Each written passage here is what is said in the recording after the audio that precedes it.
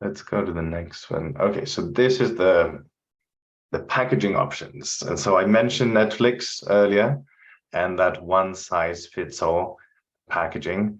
You see there is a lot of options from, we basically have one SKU. We've got one SKU lineup, one package lineup, because there is not enough feature differentiation to have multiple, all the way to fully a la carte on the far right-hand side, where, as you can hear with this example, there is a dozen of different kind of small packages, small sets of functionality, then the customer can adjust depending on their needs, and everything in between. So what we've got in between is number 2 and number 3 are different packages that have 3-item lineups. 3 items usually work best, but then the difference between 2 and 3 is how we differentiate.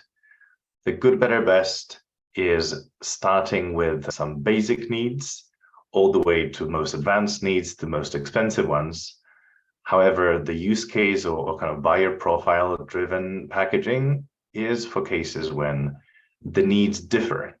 It's not that different customers basically need more, it's more than they need different.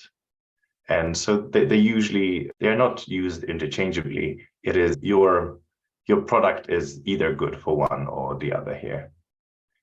The kind of, halfway between the good, better, best packaging and the fully kind of a la carte is the platform and modules.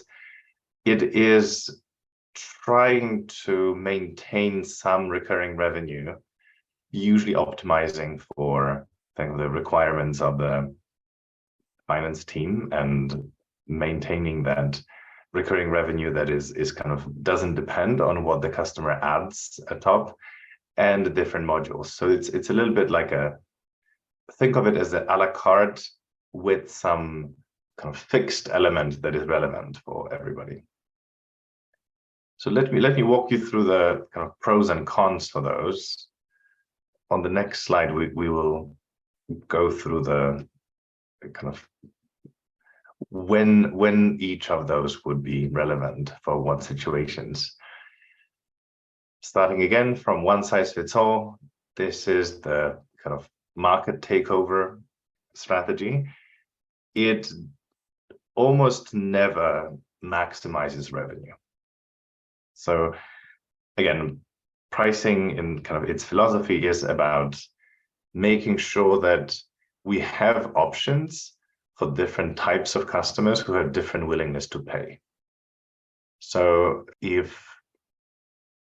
let's stick to the Netflix example. Some customers would be willing to pay $10 for access to their library. For some other customers, $5 is the right price. Netflix launched it with $7.99. So they missed out on some incremental revenue from the customers who have higher willingness to pay, and they missed those more price-sensitive customers completely. So that was definitely not a revenue maximizing strategy, but that was definitely a great way to take over the market.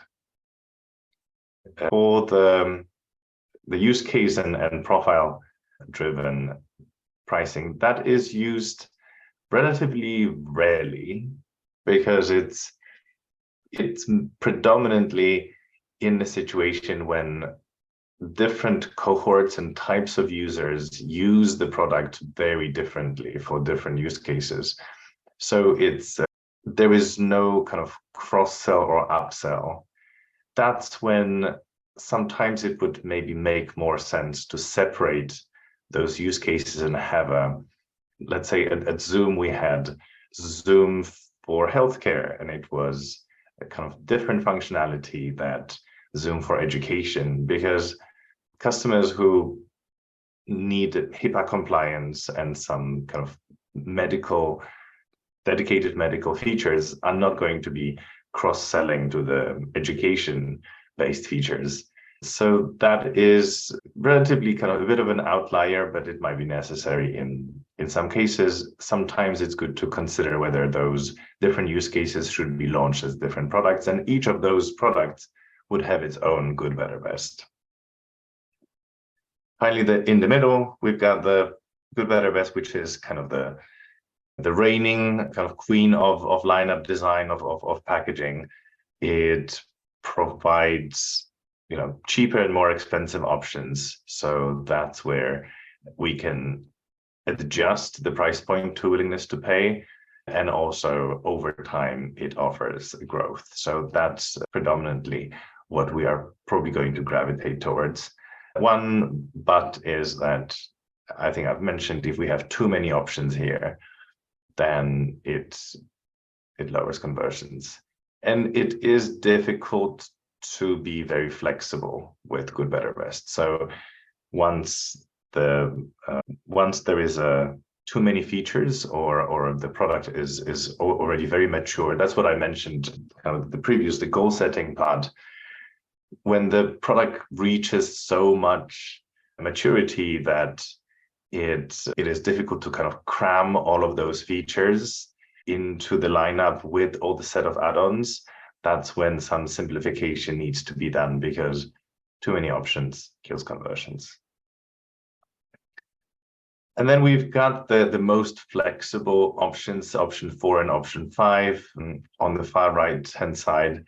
It is predominantly models that would be used for, again, very feature-rich, for situation when the customer needs really vary customer to customer. So it's very difficult to kind of clump them into good profiles. It is very difficult to sell online because there is a high probability of confusion as the customer is being asked to design their own lineup. It's predominantly used for enterprise sales.